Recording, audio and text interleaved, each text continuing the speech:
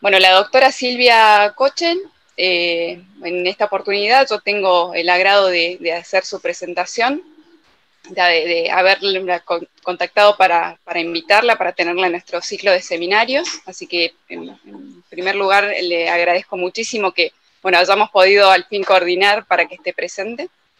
Ella se graduó de médica en la Universidad de Buenos Aires, donde más tarde obtuvo su doctorado en medicina. Se especializó en neurología, también realizó varias estadías en prestigiosos centros médicos y académicos de Francia y Reino Unido. Es profesora adjunta de la Cátedra de Neurología en la Facultad de Medicina de la Universidad de Buenos Aires y es investigadora principal de CONICET. Es directora de la Unidad Ejecutora en Neurociencias y Sistemas Complejos, que depende de la Universidad Nacional de Arturo Jauretche, CONICET y el Hospital El Cruce. Dirige el Centro de Epilepsia de los hospitales Ramos Mejía y el Hospital El Cruce. Estos centros de epilepsia que ella dirige constituyen los principales centros públicos especializados de derivación de nuestro país. Se ha especializado en investigar las redes neurofisiológicas involucradas en la generación de crisis epilépticas y en el análisis de la señal eléctrica. Es autora de más de un centenar de artículos científicos en revistas nacionales e internacionales y de capítulos de libros de neurología. Ella lleva dirigiendo un gran número de recursos humanos y ha sido miembro directivo de numerosas sociedades dedicadas a epilepsia. Parte de su tarea también se ha centrado en dar a conocer el rol de la mujer en la ciencia y la tecnología de nuestro país.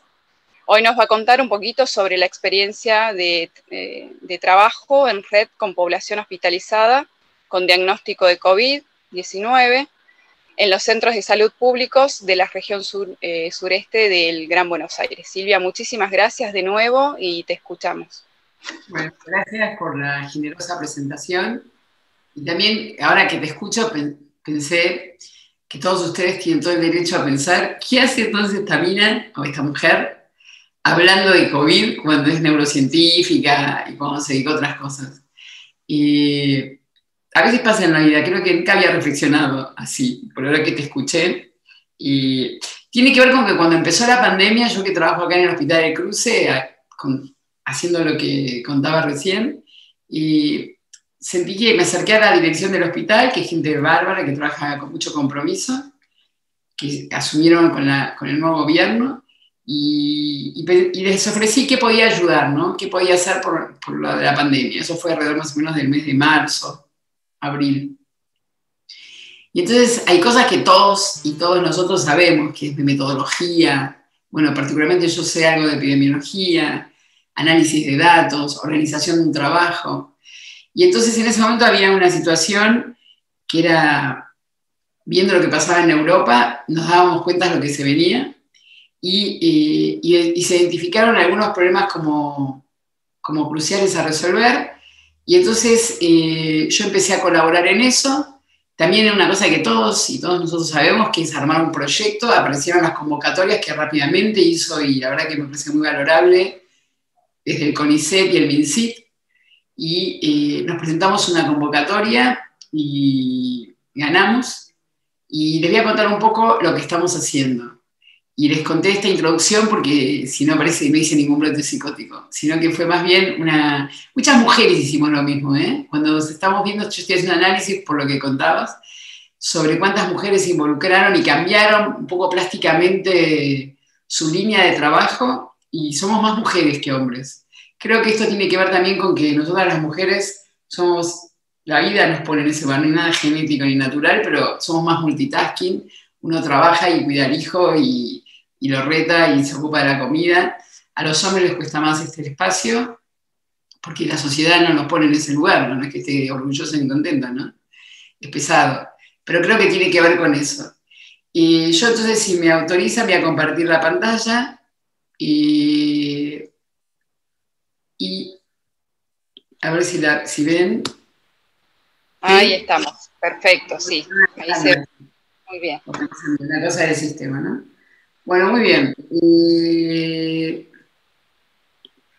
Entonces, este es el título enorme de este programa que tenía que ver con eso, ¿no? Con intervenciones de control y prevención epidemiológica en la población de la región sudeste del Gran Buenos Aires afectadas por la pandemia.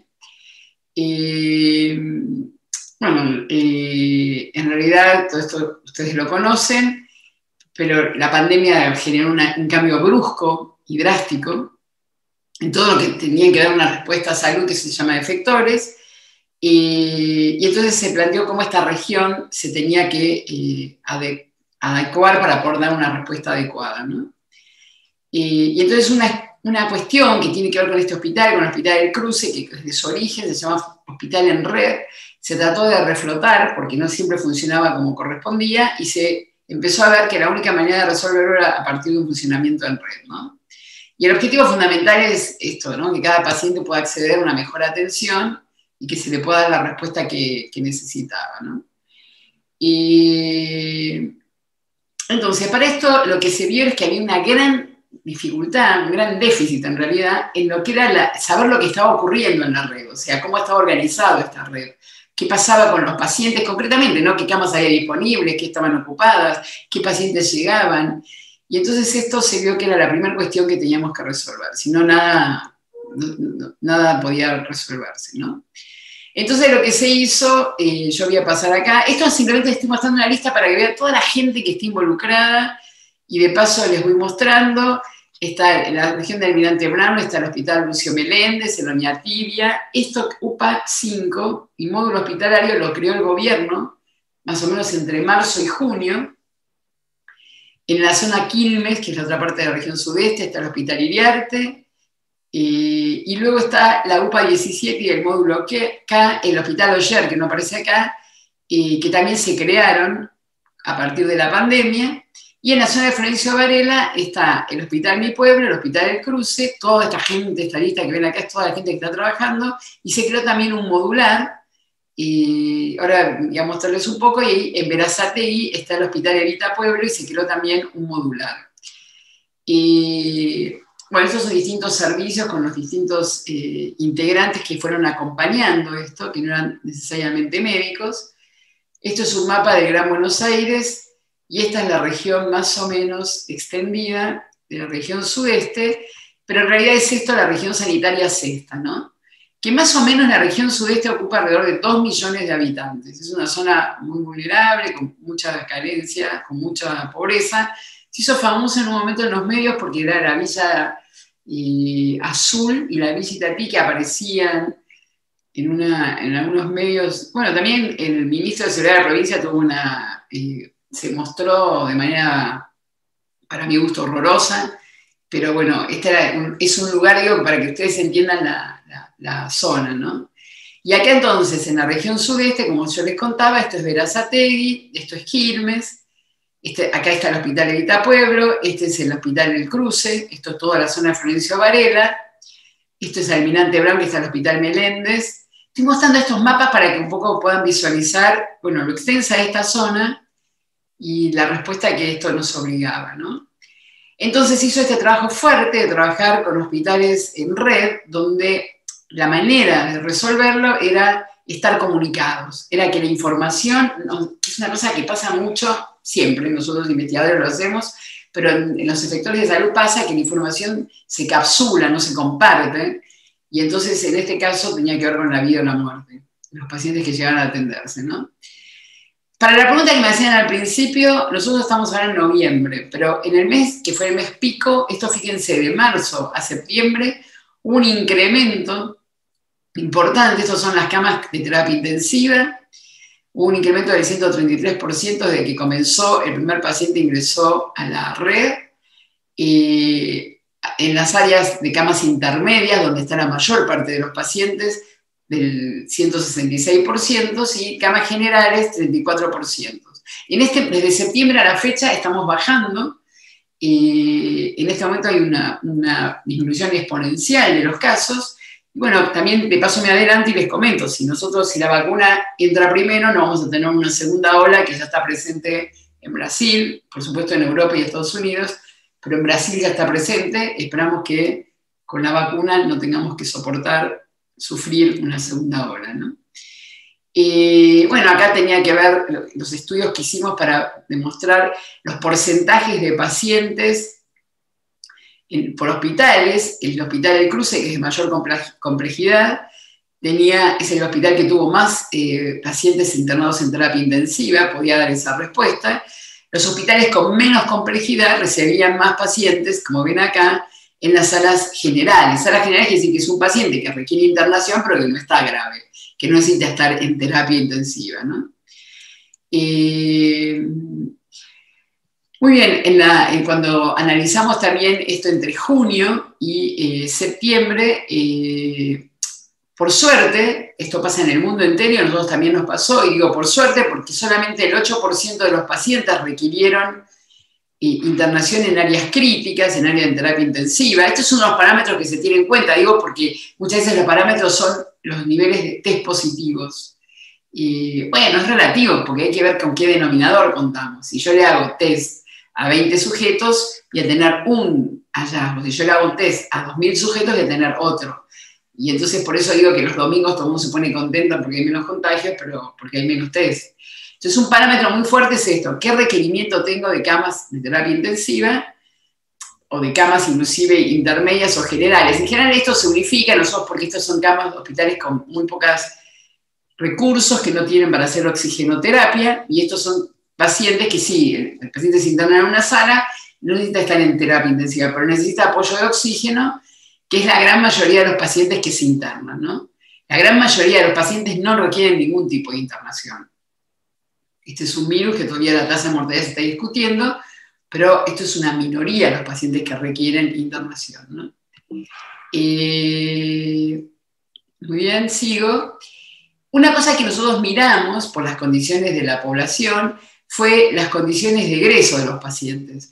Lo que vemos acá es que un poquito más de la mitad de los pacientes se pudo ir de alta a su domicilio, que tuvimos una tasa de mortalidad que fue cercana al 12%, y hubo un grupo de pacientes que necesitó hacer, que está alrededor del 10%, que se tenía que trasladar a otro centro extrasanitario porque no tenía domicilio para irse, si necesitaba seguir internado, pero no requería un hospital y necesitaba ir a estar aislado, ¿no? Esto tiene que ver con una condición de precariedad económica. Nosotros encontramos una discreta desviación de la curva hacia la izquierda, donde ustedes fíjense que en la edad, esto es edad de la población, el pico máximo estuvo entre los 50 y los 60 años. Creo que esto tiene que ver con la pirámide poblacional de la Argentina cuando se compara con Europa, donde nosotros tenemos un 15% de población mayor a los 65, 70 años, mientras que en Europa esto pasa a ser casi el 25%. Entonces, por eso tenemos una población más joven que lo reportado en países llamados del primer mundo o de Europa, Estados Unidos. Cuando analizamos en esta curva de acá la mortalidad, encontramos lo que refiere la literatura, que la curva mayor de la franja etaria de los pacientes que murieron se encontraban en los pacientes más viejos, y que estos pacientes a su vez en el 90% tenían la presencia de enfermedades preexistentes. O sea que lo que ya hoy más o menos sabemos es que la tasa de mortalidad de este virus está relacionada muy estrechamente a la presencia de enfermedad preexistente y la edad. Hay una ligera mayoría en hombres que se describe y nosotros también lo vimos. Bueno, muy bien, ahora entro a contarles lo que se hizo junto a este diseño. Lo hizo Inés Caribi y Leo Boschi, que está en el Instituto del Cálculo de la Facultad de Ciencias Exactas de la Universidad de Buenos Aires, que de manera sumamente generosa y veloz, yo lo llamé un día a través de Gabo Mindrin, que es un amigo, y le dije que necesitábamos urgente a alguien que nos ayude a hacer una cosa en open source, que nos permita hacer esto que dije al inicio de la charla, que nos dé información al toque, que sirva a todo el mundo y que todos puedan acceder, desde el secretario de Salud, que es lo que pasa hoy, ¿no? Los directores de los hospitales, los médicos que están trabajando y en la trinchera, que todos puedan acceder.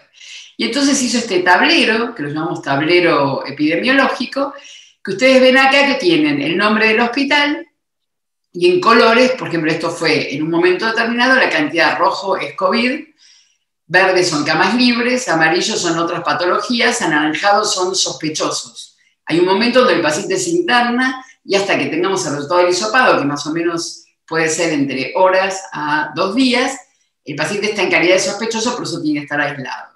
Y acá hasta cada uno de los hospitales y cada uno de los módulos. Entonces uno a la mañana llega y como le sirve a la gente, este es un mensaje que quiero dar que me pareció bárbaro, todos discutían que no se iba a cenar, que no se iba a hacer, que yo lo planteaba porque era investigadora del CONICET. Los médicos me decían eso. No solamente los investigadores del CONICET no nos quieren a los médicos, yo soy investigadora del CONICET, sino que las y los médicos tampoco quieren mucho a los investigadores del CONICET.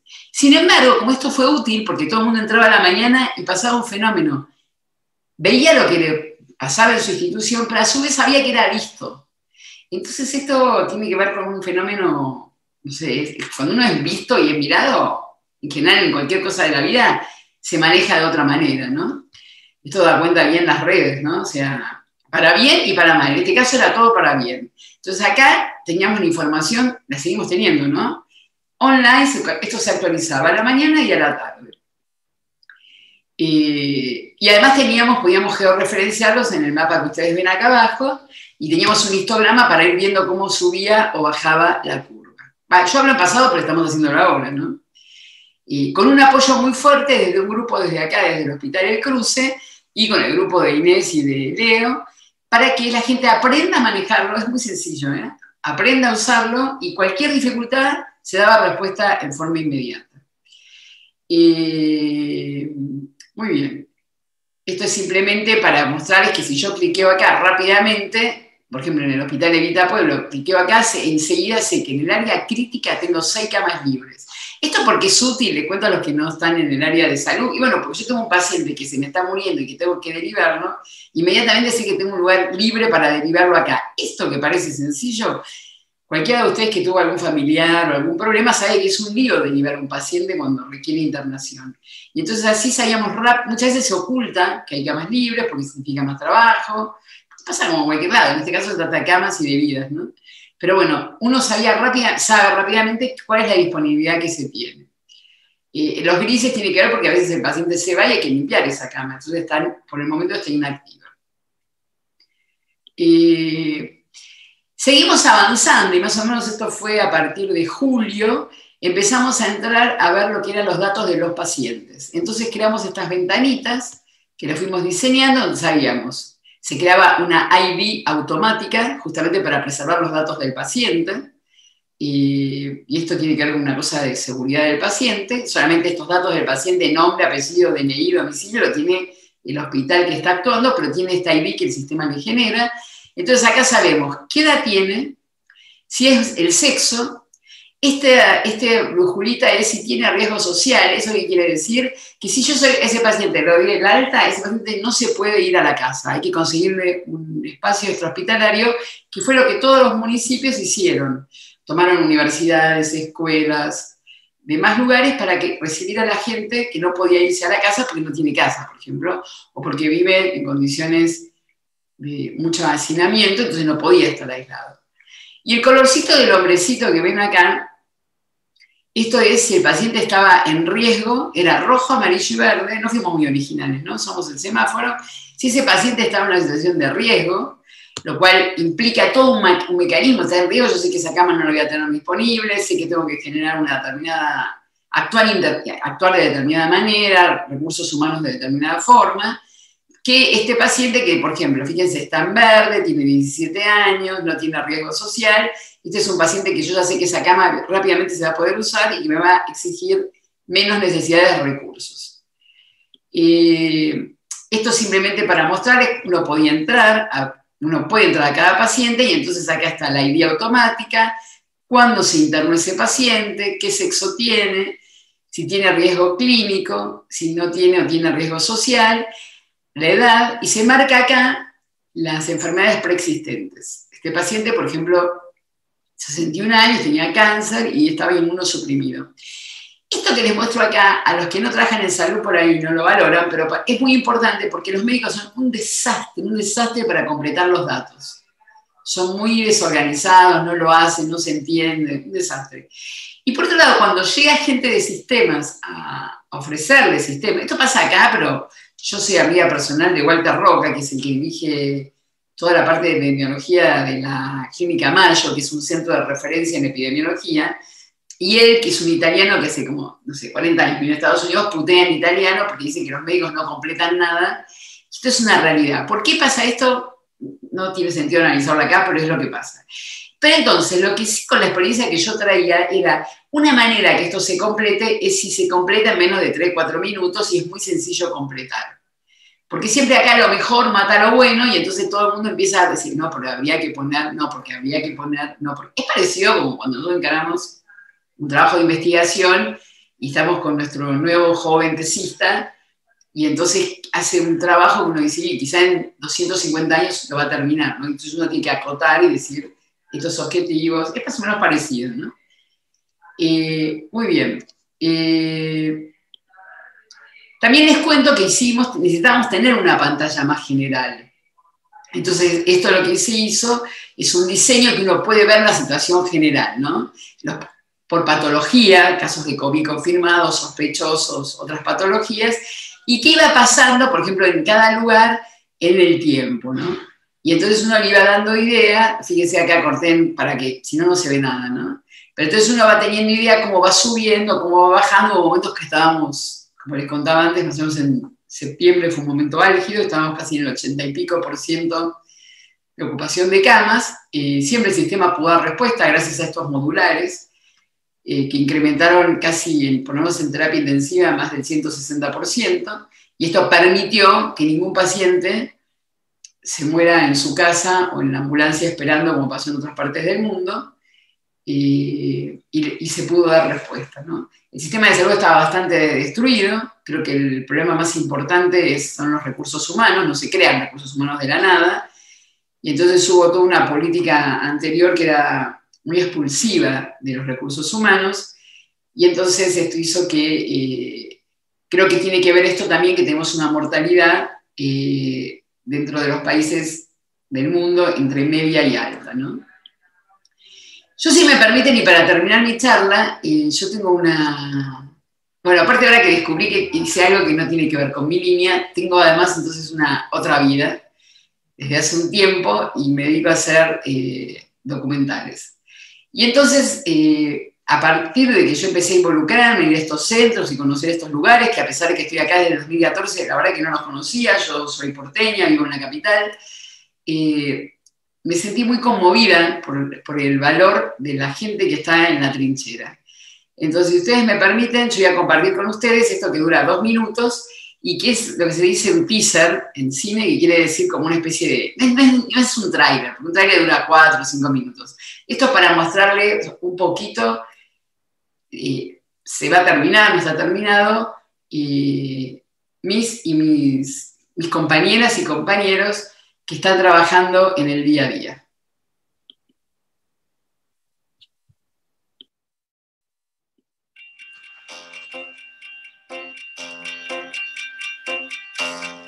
Tengo una familia con 4 hijos, tengo 3 perros, digamos, es propio de Citibel tener muchos hijos y muchos perros, y estamos pasando, digamos, por esta pandemia desde marzo, que estamos trabajando en forma constante y en forma continua.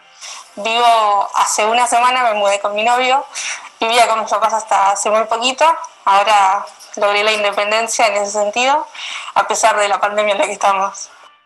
Como que haces terapia intensiva y ahora es como que wow, y qué haces y cómo es, y que como que la gente ya no tanto, pero al principio sí le interesaba un poco de qué se trataba lo que hacías.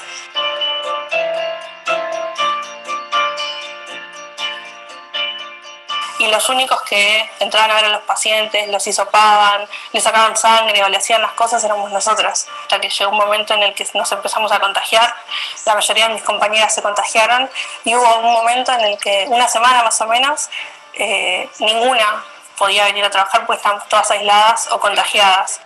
Nosotros tuvimos pérdidas de muertes con un compañero, acá dentro de la terapia, cosas que crees que nunca van a llegar, que decís, no, esto no nos va a pasar. Si tengo que estar ventilado, prefiero estar ventilado con mis compañeros, digamos, y esas cosas, esos planteos los tuve. Si hay algo bueno es el que pudimos lograr un trabajo en equipo importante acá en el hospital. Vas por los pasillos y estás emocionado de la nada porque ves a los compañeros trabajando y hacen cosas que no te hubieses imaginado previamente a esto.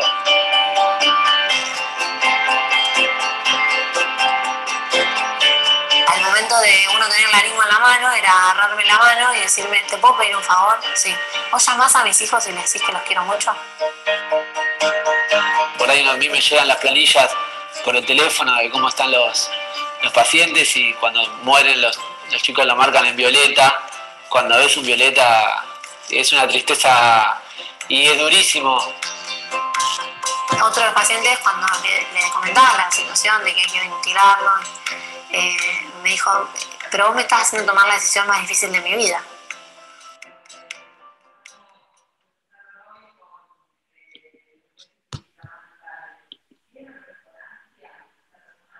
Bueno, gracias por escucharme y por ver este video también. Bueno, Silvia, muchísimas gracias. La verdad que es muy impactante ese videíto y todas las cosas que comentan. Primero, muchas gracias de nuevo por haber aceptado la invitación tan amablemente. Por supuesto que muy interesante tu seminario. Así que bueno, en este momento abrimos el espacio de preguntas. No sé si alguien está escribiendo por el chat. Cualquiera puede activar su micrófono si quiere hacerle alguna consulta a Silvia. Gabriel, sí, a ver. Ahí estamos. Hola. Silvia, bueno, primero felicitarte por la película, por Sara Méndez y por todo el trabajo que están haciendo. Me pareció, suena interesantísimo esta idea de coordinación. Evidentemente es un problema más general que el que describís vos, ¿no? Esta idea de coordinar esfuerzos en función de un objetivo en las instituciones públicas. Entonces, una primera pregunta que te quería hacer es si este modelo que están trabajando lo han podido replicar, se ha podido replicar fuera de la experiencia que ustedes hicieron en otras provincias o en otros ámbitos. Y te hago las dos preguntas. Y una segunda pregunta pensando en una posible futura ola, que seguramente va a venir, lo que más allá de la vacuna, pero que nos va a encontrar probablemente en otras condiciones diferentes, es que en general en la información no queda muy claro, capaz que vos lo podés dilucidar, qué pasa con la gente que se contagió, que tiene anticuerpos, que ya sabemos que por lo menos durante 3 meses, digamos, no tiene, en principio, está inmunizada, pero sí con la capacidad de contagiar.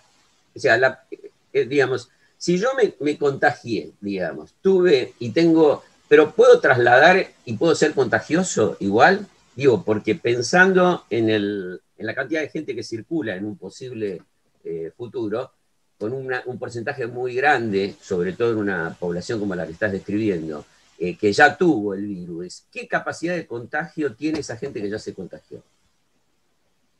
Bueno, ¿qué tal, Gabriel? ¿Cómo andás? Yo siempre leo tu revista. Sí.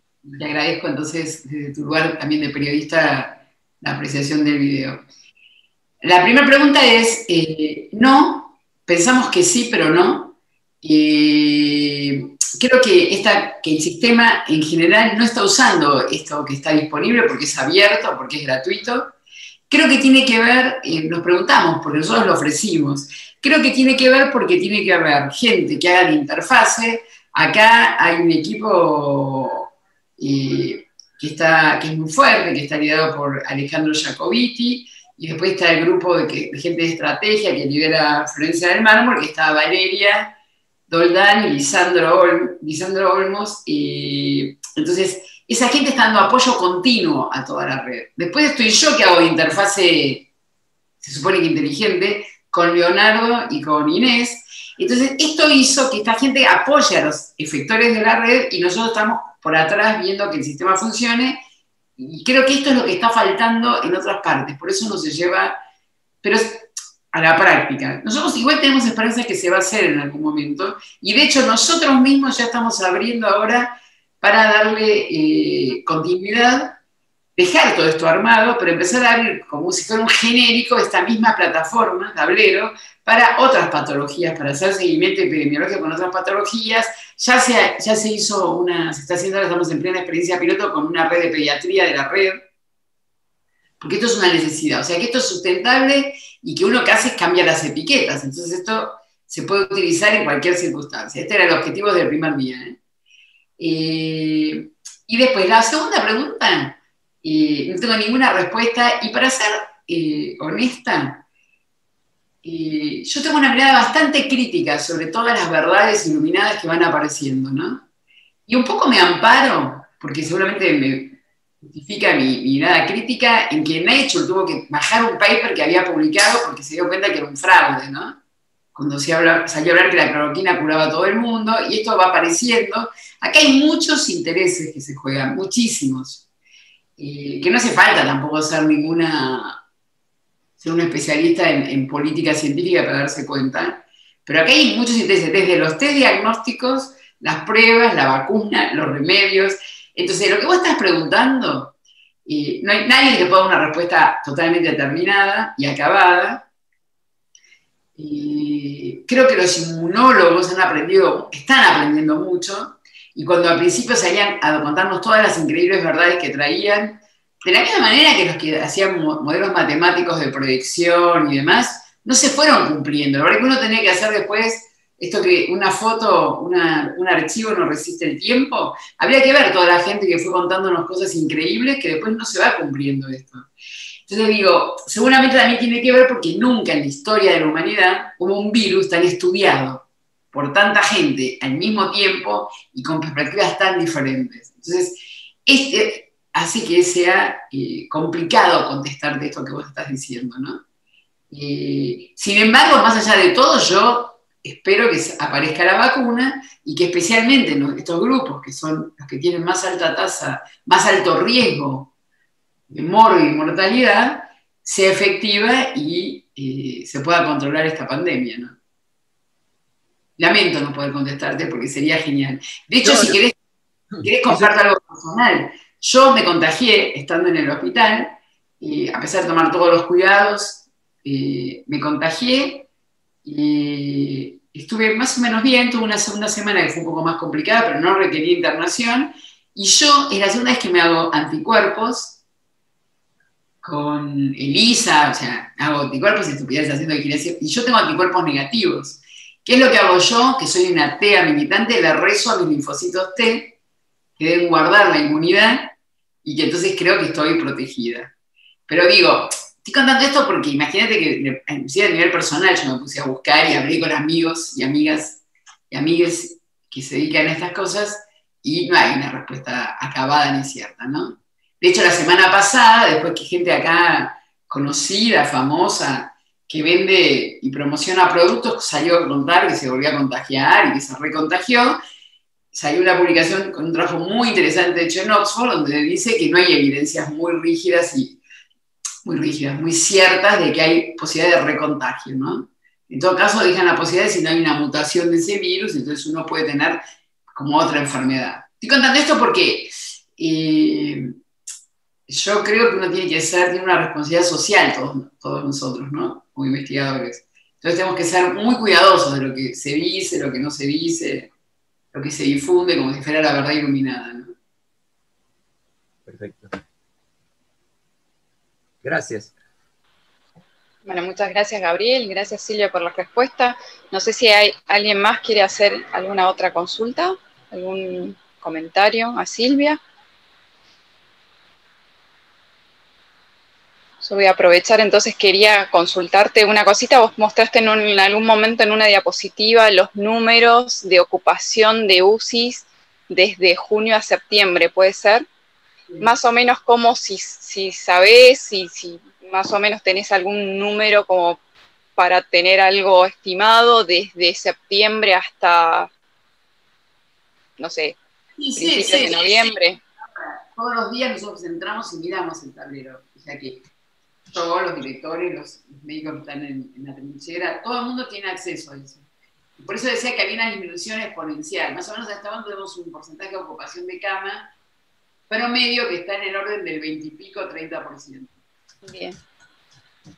Inclusive los hospitales modulares, que en ese momento estaban a full, cuando estábamos en esa casi del 80 y pico por ciento, si no, no se hubiese podido dar abasto. Y en realidad, en este momento casi no reciben pacientes en áreas de UTI o terapia intensiva o áreas críticas con pacientes con COVID, ¿no? Se está viendo inclusive desde el punto de vista de la salud cómo se van a por un lado, cómo se mantiene en caso que venga una segunda ola si no aparece la vacuna antes, y por otro lado, cómo se van a refuncionalizar. Bueno, gracias, Silvia. Gabriel, sí, ¿querías hacer otra consulta? Sí, te quería preguntar, vos dijiste que en este momento, bueno, también lo vemos por los medios, hay un decrecimiento exponencial en la cantidad de casos. La primera pregunta que te hago es localmente, en la región en la que ustedes están trabajando, ¿hay alguna diferencia? ¿Es una tendencia general en la provincia y en el AMBA, digamos, o hay alguna particularidad en la región de ustedes? No, parece ser, a ver, por los datos que publica el Ministerio de Salud de la Nación, y también por datos que aparecen del Ministerio de Salud de la provincia, porque esto es de notificación obligatoria, ¿no? Claro. Pareciera ser que esto no es una particularidad de la región, sino que pareciera ser una situación que se ve en todo el ámbito. Y eso tiene que ver, o sea, confluyen varios factores acá, porque, digamos, por un lado hay un decrecimiento de casos, pero el índice de mortalidad es alto. Eso es lo que se ve en general en el país, digamos, ¿no? Incluso vos mencionabas, están en un valor medio o más alto que el de otros países. Esta, digamos, evolución de los contagios tiene que ver con una cuestión estacional y a la vez de que hay un porcentaje, digamos, como decía Jorge Aliaga, que hay el porcentaje de la población que tiene que ver con, digamos, con características jóvenes, gente que digamos, que no se cuida, ya se contagió de alguna manera y hay otra parte importante que sigue cuidándose. ¿Eso ha cambiado? ¿Es así, digamos? ¿Por qué hay...? Son muy difíciles, porque la verdad que, a ver, a lo último que dijiste, ¿no? Hay todo un cuestionamiento a decir lo que se llama inmunidad de rebaño, y entonces depende de quién uno lea, cómo se publique. Algunos dicen que eso está así, y que está muy bien, y que por eso Alemania está bien, y por eso Suecia está bien, y después, 2 semanas después, salen a decir, hacemos aislamiento, clausuramos todo, porque se nos disparó, porque, entonces digo, la verdad que se van sacando como fotos, depende de quién las venda, van a contarte una verdad o te van a contar otra.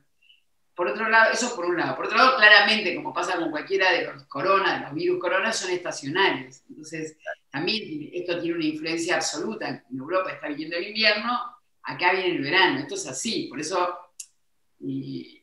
creo que sí, si yo tendría que dar un mensaje, no a ustedes, pero a la comunidad, creo que como por el momento una cuestión que me parece importante es tratar de ser lo más cuidadosos posibles en cuanto a tomar las mejores medidas que se puedan.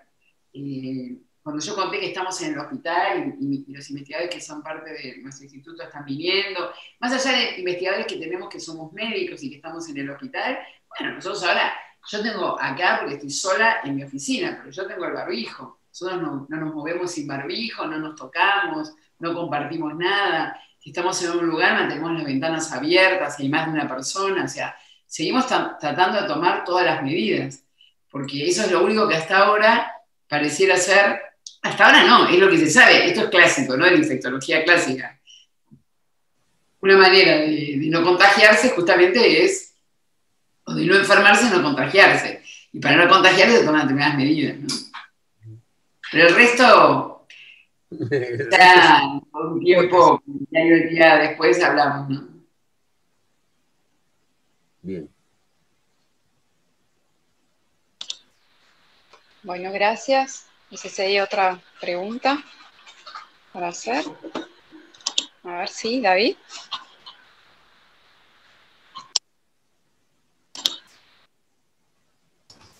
Hola, buen día.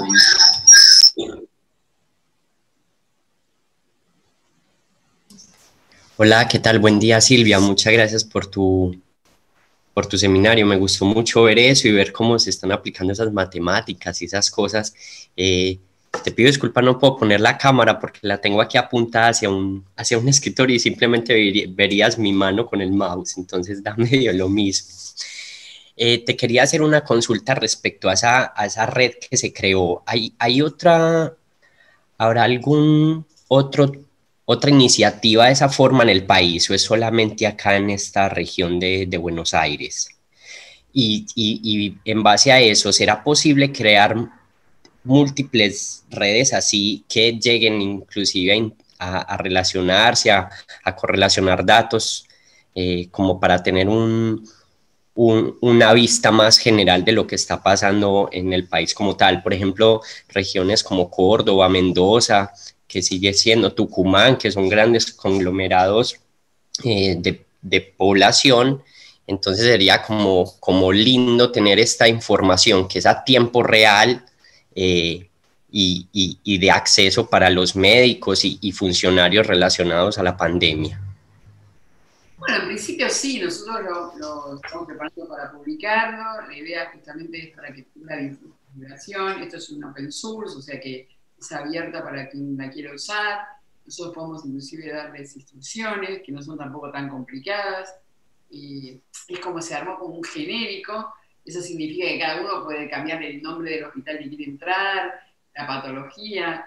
Y yo creo que la falta de éxito para otras zonas tiene que ver un poco, me parece, con esto que yo comentaba, de que hace falta algunos actores que intervengan decididamente a decir, bueno, esto se implementa, se hace así, se visualiza así, se va completando. Ahora, yo no quiero darse expectativas, ¿no? Porque me parece que sería una necedad no utilizar esto. Por el momento lo es, pero bueno, imagino que se va a poder empezar a implementar. Ahora que estamos un poco más tranqui, también hubo un momento que la gente que trabaja en salud, esto es una realidad en el video que yo estoy armando y que ustedes vieron un cachitito, aparece, está muy cansada el personal de salud. Tienen salarios, las residentes que estaban ahí tienen un salario que son 45.000 pesos por mes, trabajan de lunes a lunes, 2 guardias por semana, y les clausuraron todas las vacaciones, les clausuraron todas las licencias. Nosotros somos las únicas mujeres y hombres que si tenés hijos no tenés derecho a faltar y ausentarte.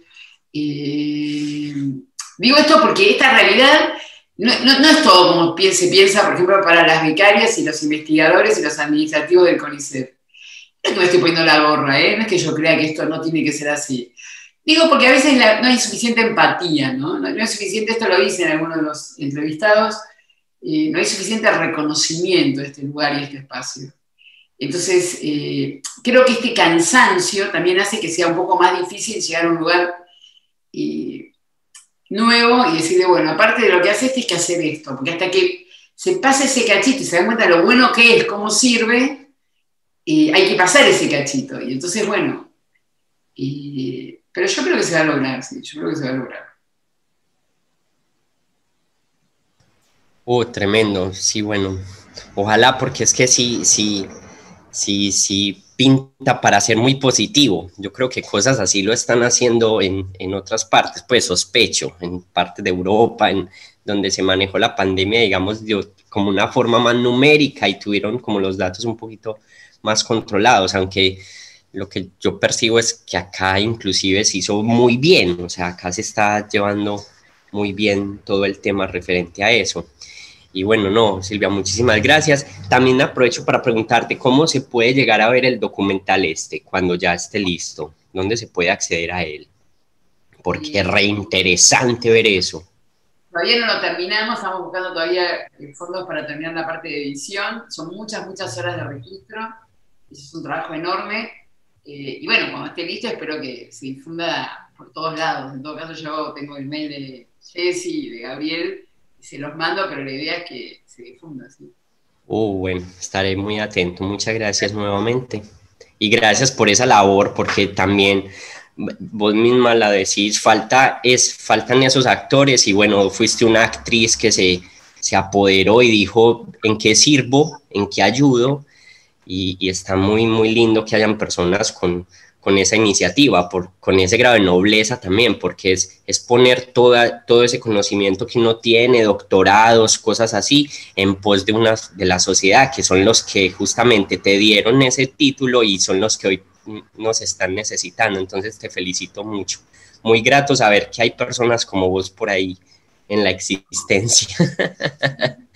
Muchas gracias. Me empecé a poner colorado como soy negrita. No, pero te lo mereces. Bueno, muchas gracias, David. No sé si hay alguna otra consulta, otra pregunta para Silvia. Yo creo que ella también está con los tiempos un poco justos. En otra oportunidad la volveremos a invitar para que nos cuente también un poquito sobre su trabajo en su área específica, ¿no? De epilepsia. Te agradecemos muchísimo, Silvia, y así como dijo David, también gracias por encargarte de todas estas tareas que también le hacen a la sociedad. Agradecemos muchísimo, bueno, en nombre de todos los miembros del CIOP. Bueno, ahí nos están diciendo que sería muy bueno conocer el trabajo que haces de epilepsia. Así que, bueno, muchas felicitaciones también en el chat. Te agradecemos de nuevo enormemente porque sabemos que estás muy ocupada con muchísimas tareas y que hayas tenido el espacio y hayas aceptado esto de manera muy amable desde el primer momento que te escribí. Así que bueno, muchísimas gracias y muy interesante todo lo que nos contaste. Y ojalá también podamos ver ese documental, como decía David, cuando esté listo. Gracias para Ahora mí. vamos. El grupo de ustedes es un grupo muy conocido y talentoso, así que para mí fue un honor que me hayan invitado. Y gracias por... Jessy, sí, perdón. Mario, a ver, sí. Propongo un aplauso. Sí, por favor. Los que quieran activar ahí. Muchas gracias. Bueno, vamos a hacer una fotito que como hacemos siempre de los seminarios para que los que quieran vayan activando sus cámaras. Entonces hacemos una fotito ahí con Silvia. Muy bien. Ahí está, hacemos la primera y esperen un minutito, ya hacemos la segunda. Así nos queda grabadito esto.